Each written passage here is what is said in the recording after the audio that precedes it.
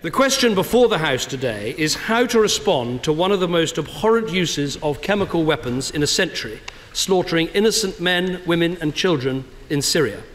It is not about taking sides in the Syrian conflict. It is not about invading.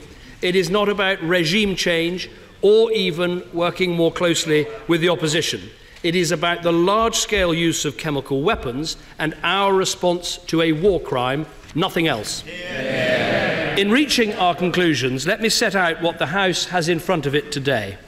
We have a summary of the government's legal position, making explicit that military action would have a clear legal basis in a moment.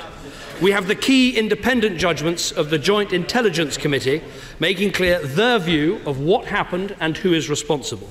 And we have a motion from the government that sets out a very careful path of steps that need to be taken before Britain could participate in any direct military action. These include the weapons inspectors reporting, further action at the United Nations, and another vote in this House of Commons. And the motion also makes clear that even if all these steps are taken, anything we do would have to be legal, proportionate, and specifically focused on deterring and preventing further use of chemical weapons. I am deeply mindful of the lessons of previous conflicts, and in particular the deep concerns in the country caused by what went wrong with the Iraq conflict in 2003. But this is not like Iraq. What we are seeing in Syria is fundamentally different. We are not invading a country. We're not searching for chemical or biological weapons. The case for ultimately, and I say ultimately because there'd have to be another vote in this House, the case for ultimately supporting action is not based on a specific piece or pieces of intelligence. The fact the Syrian government has and has used chemical weapons is beyond doubt. The fact that the most recent attack took place is not seriously doubted. The Syrian government has said it took place. Even the Iranian president said that it took place.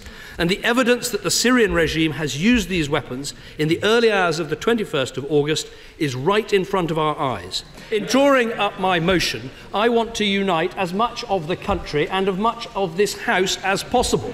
I think it is right on these vital issues of national and international importance to seek the greatest possible consensus. I think that is the right thing for the government to do, and we will continue to do that. The case I'm making is that the House of Commons needs to consider purely and simply this issue of a massive chemical weapons use by this regime. I'm not arguing we should get more involved in this conflict. I'm not arguing we should arm the rebels. I'm not making any of those arguments. The question before us as a government, as a House of Commons, as a world, is there is this 1925 agreement, post the First World War, these weapons are morally reprehensible, and do we want to try to maintain that law?